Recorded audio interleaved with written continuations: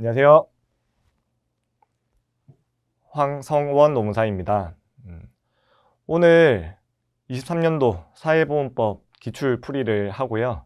그리고 24년도에 어떤 식으로 좀 기출 그리고 시험을 준비해야 되는지에 대해서 알아보려고 합니다. 오늘은 건강보험이나 국민연금법에서는 다루지 않을 생각이고요. 다른 부분에 대해서만 다뤄보도록 하겠습니다. 지금 이 강의를 들으시는 분들 중에 한번 시험을 쳐보신 분들도 계실 것 같고, 그보다는 처음 준비하시는 분들이 많을 것 같습니다. 처음 시험을 준비하는데 지금 이 기출 나왔던 거 보는 게 무슨 의미가 있냐 생각을 하실 수도 있을 것 같아요. 근데 저희 사회보험법은 일단 객관식 문제이고, 그리고 일정 점수만 넘으면 되는 과목이기 때문에 공부하기에 앞서서 어떤 식으로 문제가 나오는지, 어떤 유형의 문제가 있는지를 조금 파악하고 공부를 하게 되면 보다 좀 효율적으로 공부를 할 수가 있습니다. 그래서 오늘 강의도 좀 길게는 하진 않을 생각이고요. 이런 식으로 문제가 나오구나 조금 인지하실 수 있게 좀 이런 식으로 진행을 하고자 합니다.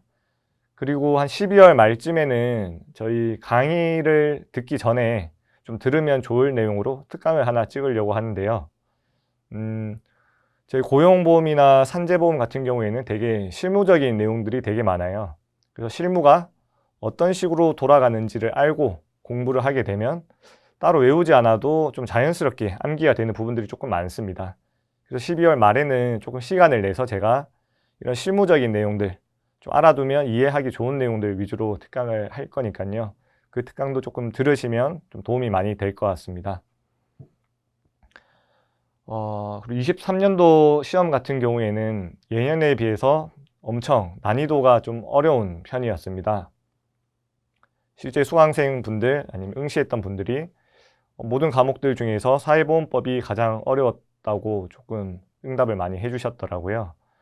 그리고 24년도에는 25문제에서 이제 40문제로 문항수가 늘었기 때문에 더 어려워지지 않냐 생각을 많이들 하실 것 같습니다. 일단 문항수가 늘어난다고 해도 시험에 나오는 유형은 바뀌지가 않습니다. 중요한 부분들은 계속 똑같이 가고요.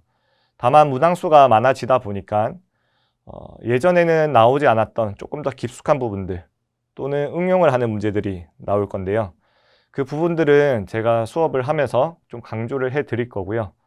아직까지 나온 적은 없지만 이 정도는 나올 만하다, 이 정도는 외워가면 좋을 것 같다 하는 부분들은 제가 캐치를 해 드릴 테니까 그 부분들만 조금 보면서 기존에 공부하던 방식 그대로 하시면 좋을 것 같습니다. 그러면 하나씩 조금 살펴보도록 하겠습니다. 일단 첫 번째 문제, 23년도 같은 경우에는 5과목을 모두 쳤었기 때문에 지금 76번으로 되어 있죠.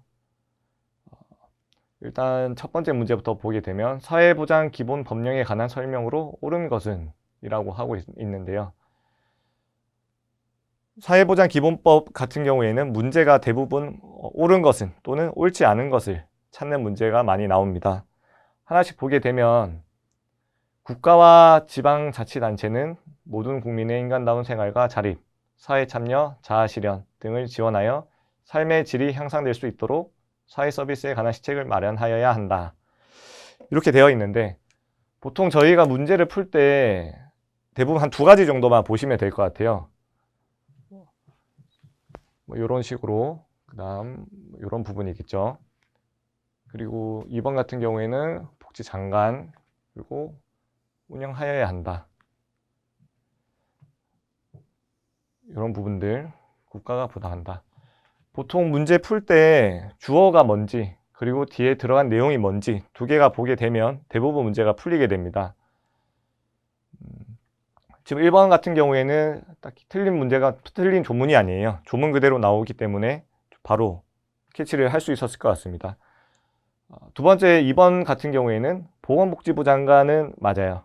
그런데 이제 행정데이터분석센터를 운영하여야 한다냐 아니면 할 수 있다냐, 이거를 많이 꼬아서 문제를 내는데요. 좀 상식적으로 접근을 하시면 좋을 것 같아요. 일단 행정 데이터를 분석을 하는 건데 장관이 이거를 무조건 해야 된다고 하면 일도 바쁜데 할 수가 없겠죠. 그래서 이거는 할 수 있다가 되고요. 그리고 3번 같은 경우에는 부담 능력이 있는 국민에 대한 사회 서비스.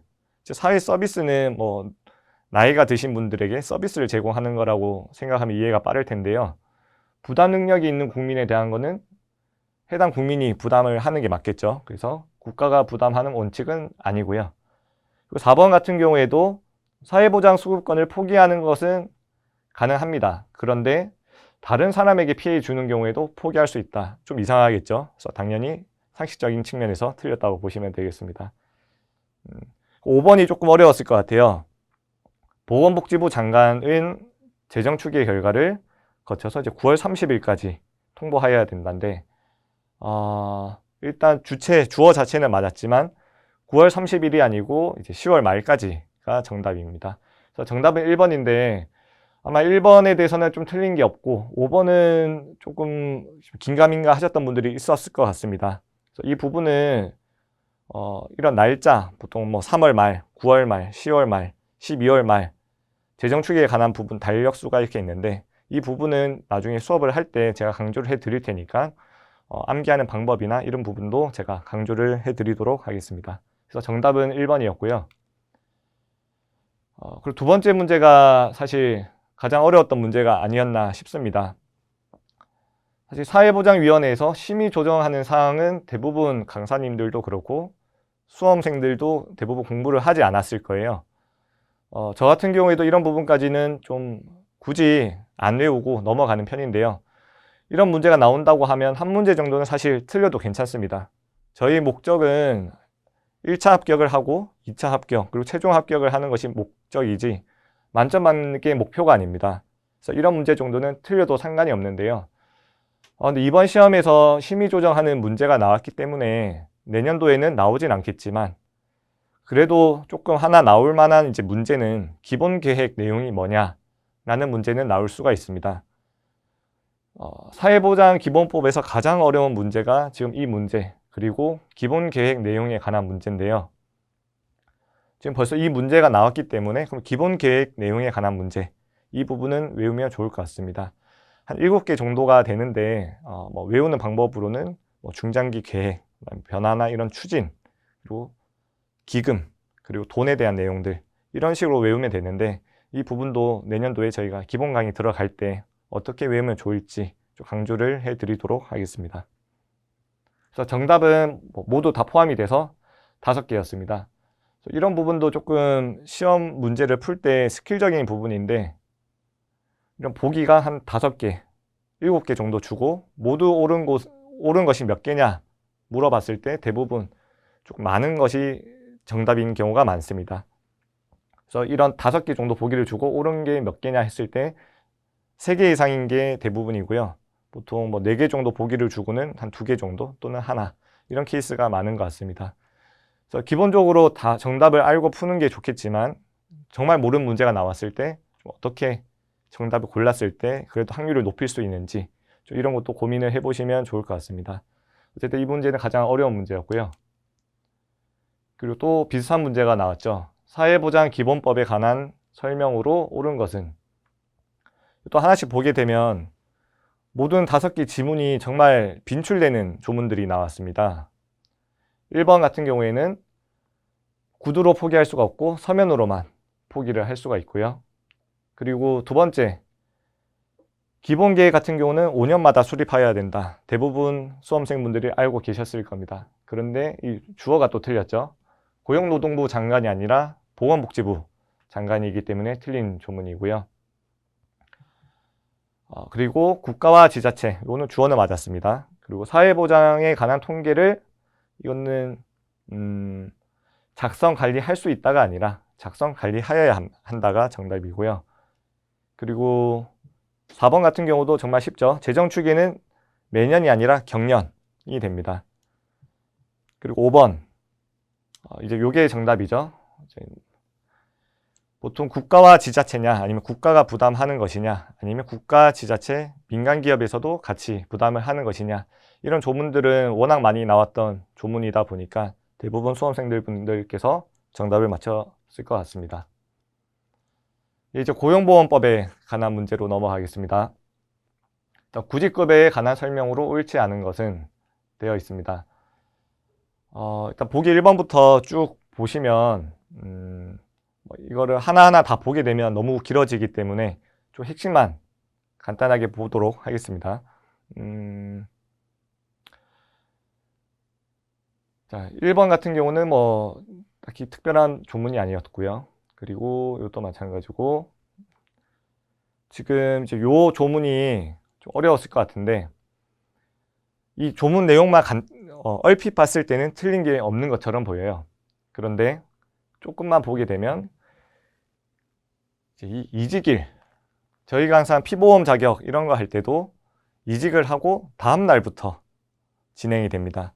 예를 들어 삼재보험 같은 경우에도 내가 퇴사를 마지막 근무하고 다음 날부터 산재 처리가 안 되는데요. 마찬가지로 구직급여도 마지막 근무한 날 다음 날부터 계산을 합니다. 그래서 이 조문도 이직일 다음 날부터라고 보시면 되고요. 그리고 3번 조문인데 보시면 수급 자격자가 사망한 경우 수급 자격자에게 지급되어야 할 구직급여로서 아직 지급되지 않은 구직급여를 지급을 해야 된다라고 하고 있는데요. 이 조문이 틀리게 나오는 경우는 지급되어야 할 구직급여로 나오는 것이 아니라 남은 기간에 대한 구직급여를 지급해야 된다고 나올 수가 있습니다. 뭐 예를 들어서 사망하신 분이 실업급여를 6개월 동안 탈 수가 있는데 2달 동안 타다가 사망을 하셨어요. 그럼 이때 이 남은 4달에 대해서 탈 수가 있냐? 그건 아닌데 조문에서는 그런 식으로 나와서 조금 혼란을 주는 경우가 있습니다. 근데 이 조문의 내용은 뭐 사망하신 분이 이제 뭐 20일 정도 구직 활동을 하셔서 20일치에 대한 구직급여를 받을 수가 있는데 그거를 신청하지 않은 상태에서 사망을 했을 때의 조문이라고 보시면 될 것 같습니다. 그래서 그 20일에 대한 부분은 청구를 하시면 받을 수가 있습니다. 그래서 정답은 4번이었고요. 예, 그리고 지원금에 관한 문제가 나왔습니다. 많은 수강생분들이 사실 지원금에 대한 부분은 많이 공부를 안 하셨을 거예요. 그래서 이번 문제도 좀 틀리신 분들이 많았지 않았을까 생각이 됩니다. 그래서 이 부분은 사실 저희가 모든 부분을 가져갈 수 없기 때문에 23년도에 공부하셨던 분들은 많이 틀렸겠지만 다음 연도 24년도 때는 저희가 지원금에 대한 부분도 조금 공부를 많이 하고 넘어가야 될 것 같습니다. 그래서 이 부분은 단순 암기 문제였기 때문에 패스하도록 하겠습니다. 예, 그리고 예술인 유산을 했을 때 출산 전후 급여 등의 지급기간, 이것도 단순 암기 문제인데요. 보통 외우실 때 11, 12, 16, 22, 28, 5일, 10일, 30일, 60일, 90일 이렇게 외우셨을 겁니다. 그래서 이 부분은 대부분 수험생분들이 맞췄지 않았을까 생각이 됩니다. 정답은 11이었습니다. 예, 그리고 고용보험위원회에 관한 문제가 나왔습니다. 설명으로 옳지 않은 것은 물어봤는데요. 1번이 많이 헷갈리지 않았을까 싶습니다. 우리가 근로자 대표, 사용자 대표, 그리고 정부 대표 하는 위원들이 있는데 이 임기가 보통 2년은 맞지만 정부를 대표하는 사람에 대해서는 임기를 정하고 있지 않습니다. 그래서 1번 조문이 틀린 내용이고요. 그리고 2번부터는 대부분 기출에서 많이 나왔던 조문이라서 눈에 익숙했었지 않았을까 생각이 됩니다. 2번부터 보게 되면 보궐위원회 임기는 전임자 임기의 남은 기간, 당연하겠죠. 뭐 전임자가 어떻게 뭐 사망을 하시거나 이런 경우에 보궐위원이 들어왔을 때 똑같이 2년을 가게 된다고 하면 기존 위원들과 이런 임기가 맞지 않기 때문에 남은 기간이 되는 것이 맞습니다. 그리고 3번도 당연히 맞는 지문이고요. 4번도 마찬가지고 5번 정도는 조금 헷갈리실 수가 있었을 것 같습니다.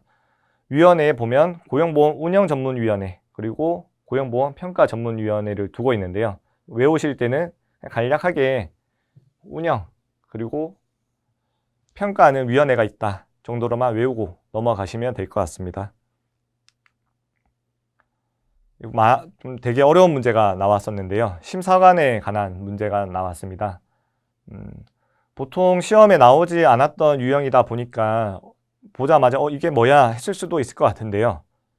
근데 조문을 보게 되면 그래도 상당히 쉽게 문제가 나왔습니다. 그래서 긴장을 하지 않고 차분히 조문을 봤을 때 충분히 정답을 맞추지 않았을까 생각이 됩니다. 1번부터 보게 되면 실업급여에 관한 처분에 이의가 있는 자는 심사관에게 심사를 청구할 수 있다. 좀 이런 기출문제로 공부를 하실 때 어떻게 공부를 하면 좋냐면, 지금 실업급여에 관한 처분이라고 하고 있어요. 그럼 실업급여 말고 심사관에게 심사 청구할 수 있는 항목이 뭐가 있는지도 조금 생각을 해보시면 좋습니다. 저희가 고용보험을 가입을 할 때 처음 피보험 자격 취득 상실을 하고요. 그리고 실업급여, 그리고 뭐 임신하신 분들이 있다고 한다고 하면 육아휴직, 출산 전후 휴가, 이런 부분도 있기 때문에 이런 부분도 청구를 할 수 있다라고 인지를 하시고 이렇게 연관돼서 계속 공부를 하시면서 보시는 게 좋습니다. 그리고 2번도 30일 이내에 청구해야 되고 10일, 이거는 산재와 비교를 하셔야겠죠. 산재 같은 경우에는 30, 10일 아니라 60일, 20일이 됩니다. 그래서 공부하실 때 단순히 이런 지문만 보고 넘어가시는 게 아니라 산재법이라든지 관련된 법령을 어떤 식으로 되어 있었는지, 그리고 실업급여에 관한 처분이라 되어 있다고 하면 저거 말고 뭐가 있는지 좀 고민을 하시면서 공부를 하는 게 좋을 것 같습니다. 또 3번도 맞는 지문이고요. 5번이 틀린 지문인데요. 심사 청구서를 받은 날로부터 14일 이내라 되어 있는데 이 부분은 많이 외우고 넘어갔었을 것 같습니다. 14일이 아니라 5일이 정답이 되죠. 그리고 심사관 같은 경우에는 기피 신청이 있습니다. 기피만 있고 제척이나 이런 부분은 없기 때문에 조금만 유의해 주시면 좋을 것 같습니다.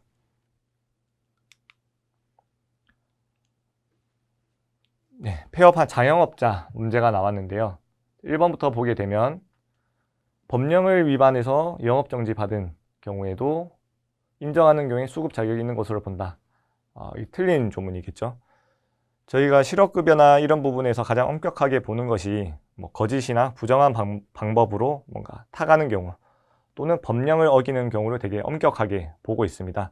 그래서 법령을 위반한 경우에 해당이 안 되고요.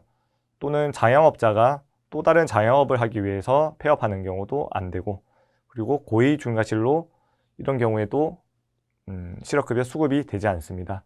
그래서 이런 지문 하나하나 보실 때 조금 생각을 하시면서 보시면 좋을 것 같습니다. 나머지 지문들은 맞는 지문이고요. 네, 85번입니다. 지원금, 사업주에게 임금을 지원할 수 있는 경우가 아닌 것은 나왔는데요. 또 크게 7가지 정도가 있죠.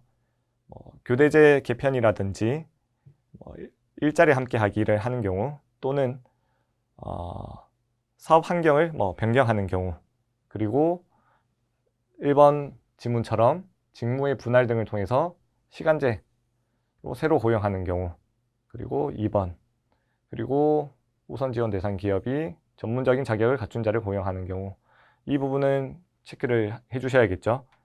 그리고 4번 지문이 틀린 지문인데요. 보시면 임금 감액하는 제도 또는 그 밖의 임금 체계 개편 등을 통하여 18세 이상 35세 이하의 청년 실업자를 고용하는 경우라고 되어 있습니다. 저희가 보통 지원금, 특히 기업들에서 지원금 신청을 많이 하는데요. 이때 청년을 채용했을 때 지원금이 가장 많이 나옵니다. 이때 청년의 기준은 15세 이상 34세 미만이 되는데요. 그래서 이 조문이 틀렸겠죠. 18세가 아니라 15세가 되어야 됩니다. 5번도 맞는 지문이고요. 그래서 정답은 4번이 되고 넘어가도록 하겠습니다. 예, 이제 이렇게 고용보험법이 끝났고 산재보상보험법인데요. 많은 분들이 산재에 대해서는 되게 어려워들 하시는 것 같습니다. 노무사들 중에서도 산재를 하시는 노무사가 있고 하지 않는 노무사가 많은데요. 산재를 하지 않는 노무사님들도 산재에 대해서는 되게 어려워하세요. 그런데 산재를 조금만 실무적으로 어떻게 진행되는지를 조금만 알고 공부를 하게 되면 상당히 암기량이 되게 줄어드는 것을 느끼실 수가 있을 겁니다. 그래서 12월 말에 제가 고용보험뿐만 아니라 산재보험에 대해서도 실무적으로 어떤 내용이 있는지, 어떤 식으로 흘러가는지에 대해서 자세하게 특강을 할 테니까요. 이 특강을 꼭 들으시고 저희 기본 강의를 들으시는 것을 추천드리도록 하겠습니다. 이제 문제부터 보게 되면 진폐에 따른 보험급여 종류를 모두 고른 것은 이라고 되어 있습니다. 일단 진폐에 대한 부분 하기 전에 일반 산재에서 나오는 급여가 뭐가 있는지 보게 되면 차례대로 보시면 좋습니다. 처음에 다치게 되면 병원을 가겠죠. 병원비에 대한 부분은 저희가 요양급여라고 합니다. 그래서 1번이 요양급여. 그리고 다치면 저희가 일을 못하니까 일을 못하는 기간 동안 돈이 나오게 되는데요. 그게 휴업급여죠. 휴업급여. 그리고 몸을 좀 움직일 수가 없으면 간병인이 와서 도와줘야 됩니다. 그게 간병급여가 되고요. 그리고 산재가 다 끝나고 난 다음에도 예를 들어 골절이 돼서 어깨 수술을 하신 분이 있을 수가 있어요. 근데 수술을 하고 나니 어깨가 예전만큼 움직이지 않는 경우가 있습니다. 그러면 영구적인 장애가 남았다고 해서 장애급여가 나오게 되고요. 그리고 뭐 추락을 한다던가 이런 경우에 입원을 해 있다가 사망을 하실 수가 있어요. 사망을 하게 됐을 때 나오는 것이 이제 유족급여가 있고요. 그리고 저희가 장례를 치르게 되는데 이런 장례에 대한 부분도 돈이 나오게 됩니다. 그게 장례비가 되고요. 그리고 직업재활급여라는 것이 제공이 됩니다. 근데 진폐 같은 경우에는 일반 산재와 다르게 추가적으로 지급되는 것이 있는데요. 진폐유족연금이랑 진폐장애연금이 있습니다.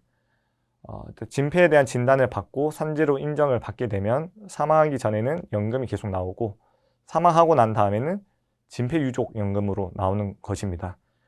때문에 진폐에서는 이런 휴업급여라든가 유족급여가 존재하지 않고 연금 형태로 나오게 됩니다. 그래서 이 두 개 빼고는 일반 산재랑 똑같고요. 그래서 정답은 기역, 디귿, 리을이 되는 것입니다. 그리고 심사 청구 및 재심사 청구에 관한 문제가 나왔습니다. 이 부분도 저희가 실무를 하다 보면 정말 많이 가게 돼요. 뭐 산재 청구를 했는데 불승인을 받았다. 그럼 심사 청구를 하고요. 여기서도 원처분 취소가 안 된다. 그럼 재심사 청구를 하게 됩니다. 1번부터 보게 되면 재심사위원회의 재결은 당연히 기속을 하겠죠. 그리고 2번 재심사위원회 가로가 빠졌네요.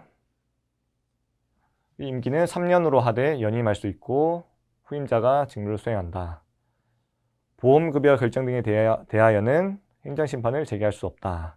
또 맞는 말이고요. 4번이 틀린 조문인데요. 재심사위원회 위원장 및 위원은 고용노동부 장관이 임명한다.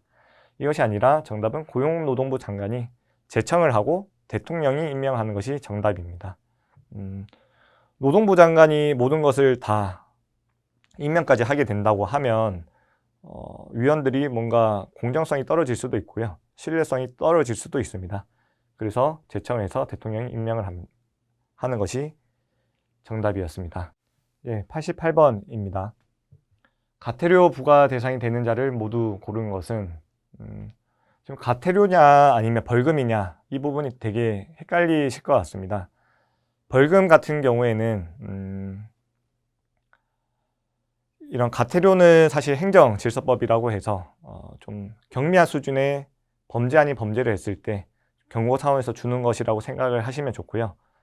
벌금 같은 경우에는 벌금이나 징역 같은 경우에는 행위가 좀 선을 넘은 정도라고 보시면 될 것 같습니다. 저희가 노동법에서 많이 배웠을 것 같은데요. 산재 신청했다는 것을 이유로 불이익한 처우를 하면 안 되죠. 마찬가지로 여기 해고 보험급여 신청했다는 것이 결국 산재 신청을 했다고 보시면 됩니다. 그래서 산재 신청한 것을 이유로 근로자를 해고하는 경우 이건 당연히 징역이나 벌금 형태가 되고요. 그리고 요거 외에는 뭐 거짓이나 부정한 방법으로 마찬가지로 보험급여를 탄다던가 어쨌든 거짓말을 해서 아니면 사기를 쳐서 공단의 돈을 빼돌리는 것이 되기 때문에 당연히 범죄가 되겠죠. 그래서 그런 것이 벌금 정도가 된다고 보시면 되고요. 그거 외에 조금 경미한 정도, 예를 들어 근로복지공단과 비슷한 명칭을 사용한 자 또는 공단에서 뭐 병원 쪽이나 이런 쪽에 어떤 의견을 달라고 한다던가 자료 제출을 요구할 수가 있어요. 근데 이런 것을 계속 무시를 한다고 하면 과태료 정도가 나오겠죠. 그런 부분에 대해서까지 뭔가 징역이라든지 벌금이 나온다고 하면 너무 과하다고 생각이 되겠죠. 그래서 이런 부분도 하나하나 다 외울 수는 없지만 본인만의 어느 정도의 기준을 세워서 공부하시는 게 편할 것 같습니다. 그래서 기억은 과태료 부과 대상이 되고요. 디귿 같은 경우에는 원래는 과태료 부과 대상이 됐었는데 현재 법이 개정돼서 과태료 부과 대상이 되지 않습니다. 넘어가도록 하겠습니다. 유족급여에 관한 설명으로 옳지 않은 것은 골라라 나왔는데요. 이 부분도 저희가 산재 업무를 하다 보면 정말 많이 만나는 부분이고 너무 당연하게 생각을 하는 부분인데 이 부분을 너무 외우려고 하시면 어려울 것 같아요. 일단 첫 번째로 유족급여 같은 경우에는 사망을 하셨을 때 배우자가 유족연금을 받으실 수가 있어요. 이 유족연금은 계산이 어떻게 되는지를 보셔야 되는데 기본 금액이 있고 가산 금액이 있습니다. 그리고 이 기본 금액은 요거를 같이 보셔야 되는데 일단 기억부터 보게 되면 유족보상연금액은 기본 금액과 가산 금액을 곱한 금액으로 한다 되어 있는데요. 곱한 것이 아니라 더한 것이 됩니다. 곱하게 되면 금액이 말도 안 되게 커지겠죠.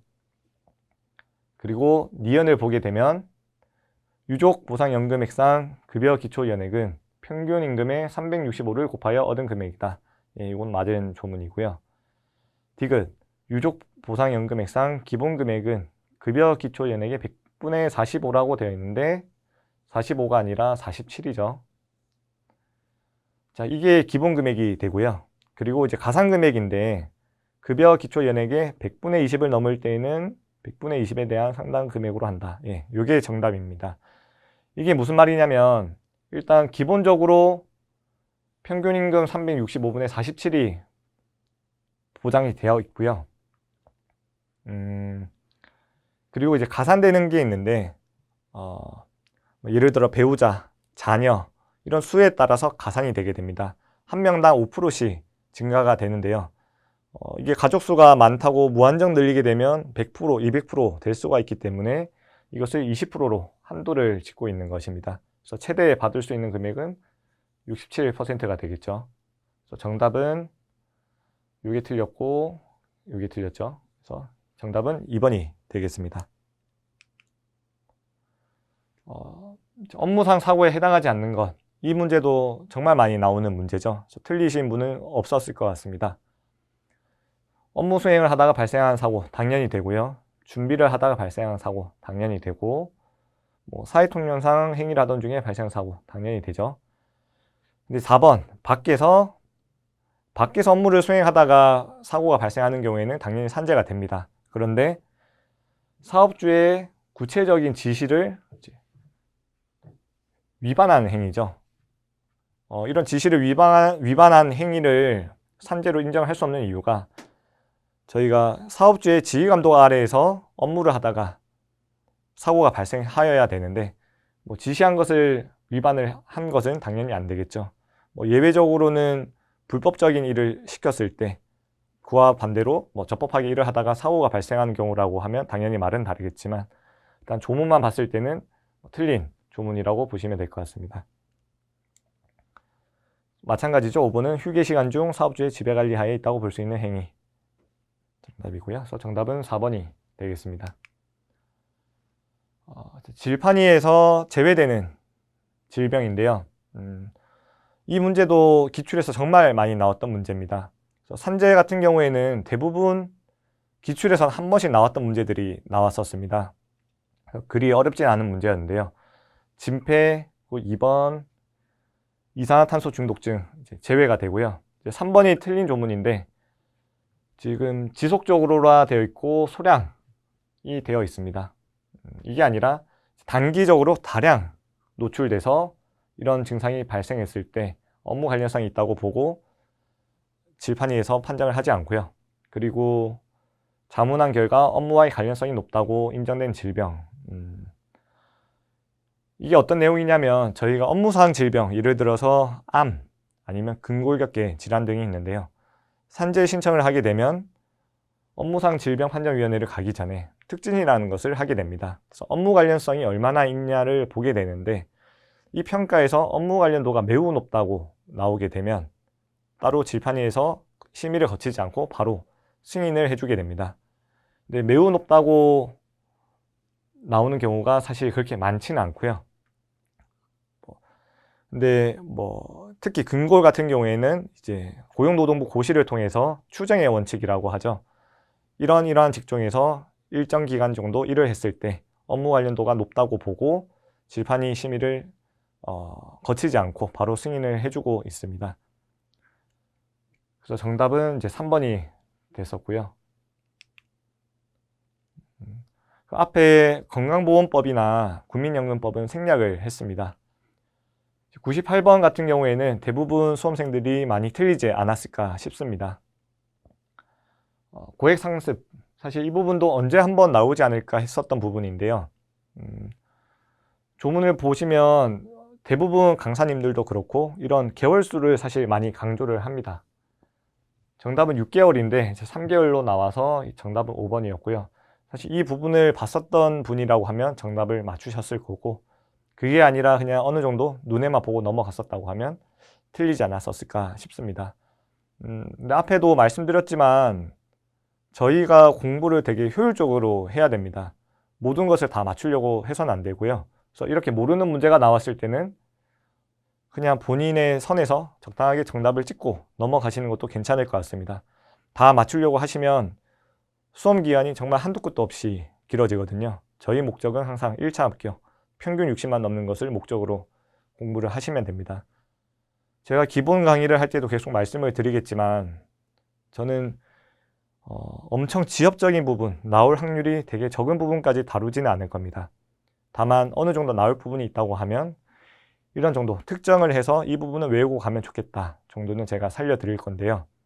그게 아니라 제가 보지 마세요 하는 부분까지 보게 된다면 수험 생활이 너무 길어질 수가 있으니까 그 부분을 조금 유의해 주시면 좋지 않을까 생각이 됩니다. 정말 이것도 쉬운 문제죠. 예술인 고용보험은 그냥 2번. 이거는 다들 맞추셨을 것 같습니다. 이 문제는 저도 수험을 할 때 나오지 않을까 했던 문제인데 나왔더라고요. 이 부분은 많이 약간의 응용이 있어서 틀리신 분도 있지 않을까 생각이 됩니다. 저희가 동일한 사업주가 하나의 장소에서 사업의 종류가 다른 사업을 아래와 같이 할 경우 주된 사업이 뭐가 되냐? 이게 뭐가 있냐면 주식회사 A라는 회사에서 제조도 하고 있고 유통도 하고 도소매업도 하고 있을 수가 있어요.